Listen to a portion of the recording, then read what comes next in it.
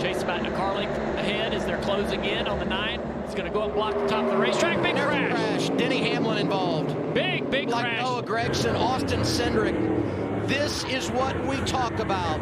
Compromise track position, and you get right in the middle of it.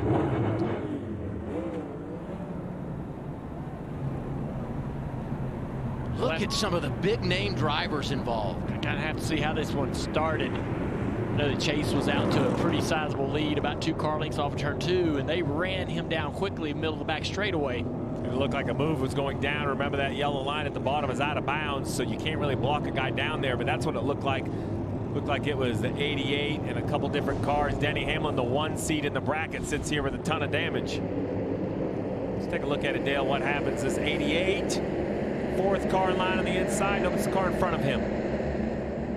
Now they're into the fence on the outside line. They're just a lot of stack up and a lot of bumper-to-bumper contact. I'd like to see that again. So if you watch the outside line, as they all kind of catch the 9 car, Chase Elliott, there's a lot of contact right there. As Christopher Buescher lifts off the gas, the 7, all those cars behind him, they all just make, they just run in the back of each other. Big accordion effect. They caught the 9 so quickly down the back straightaway. And so I was looking to the inside, but yeah, you absolutely were dead on. It was the outside lane where the wreck kind of started. Right, the 88 kind of catches your attention with the block at the bottom, but the wreck is on the outside of the racetrack. So let's look at that high shot again. Look in the middle, like the 34, the 11, those 2 cars on the outside, that bright orange 11. They're going to catch the 9. The 17 is going to run up on the back bumper of the 9. He recognizes that. He lifts. No one else does. Everybody runs into the back of him, and it turns the 42 of John Hunter Nemechek into the wall, and then everything behind him just gets destroyed. That's right. The 42 checks up. The 11 catches him. They both spit into the outside wall, and when they come back, it is a windshield wiper across the front of the field. Nemechek did a good job to hang on to it here. I mean, bounces off the wall, and I thought for sure he would go around. 3rd car outside lane, but he's able to hang on to it. Reddick does the same, and then the crash is on behind him. That was such a great shot as they were just coming at you. You see him kind of just dart out of line. Kyle Busch just getting caught in the right rear quarter panel late. And this is another scenario where some of these cars, even though they're involved in the crash, may get fortunate enough to get away from this without a lot of toe link damage, things like that. So just a quick reminder, you have 8 minutes if you're going to try to repair your car on pit road. But the big change this year isn't that. The big change is you can go to the garage area. You're not out of the race. There's only a list of parts you're allowed to change, but the list is pretty extensive. I believe a lot of these cars are going to go back, make repairs, and come back out in case we see some more accidents. And, we got this in-season challenge going on. There's a whole lot to race for tonight. Joe Logano got a lot of damage in this wreck. That's how it all went down. Team Penske sweeps the front 2 rows.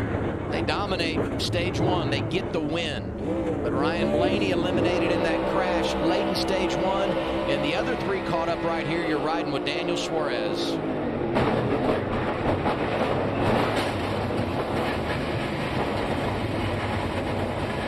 Suarez with high hopes after winning here last spring. Now we ride with Bubba Wallace.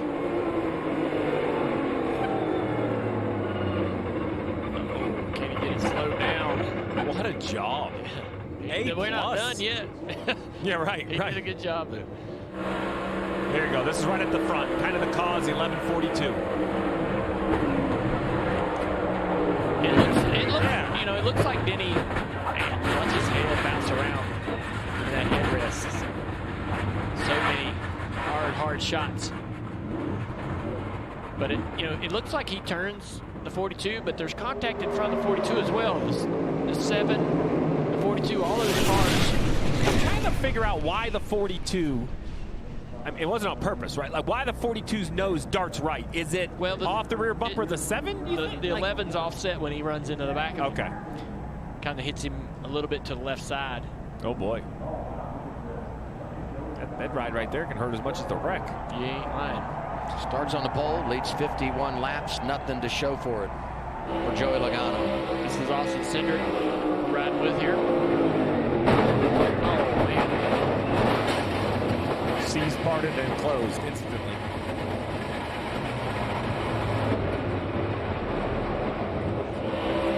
Hocevar right here. He went through this backwards at one point.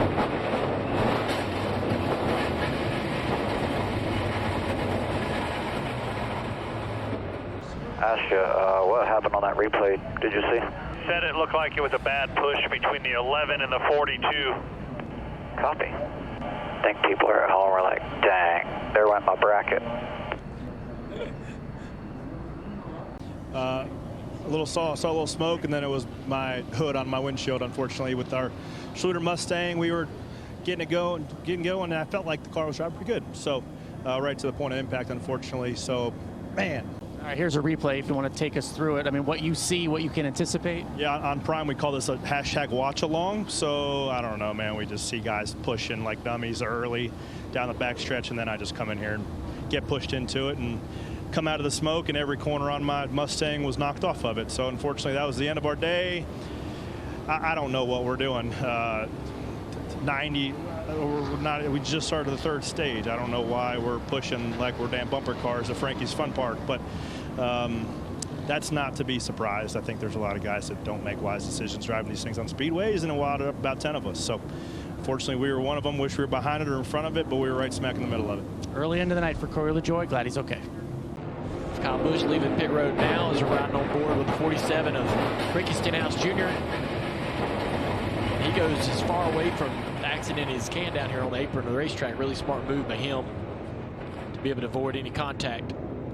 This is Noah Gragson.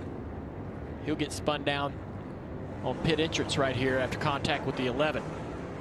He has come down pit road, patchwork done to the right front of that car. It seemed like that's the only damage that he might have suffered in this accident. He's back out on the racetrack. The 6 of Brad Keselowski has also been to pit road to make repairs. He is back out on the racetrack.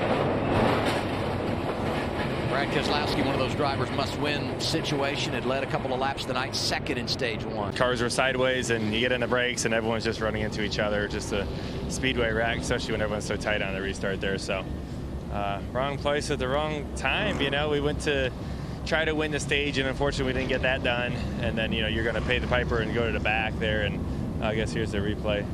Let's see.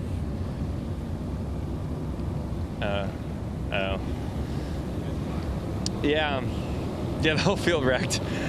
Yeah, and I'm just I'm in the soup there. Oh my gosh, look at that. Oh, that's horrible. There's always a question about being aggressive too early. What's your perspective on that?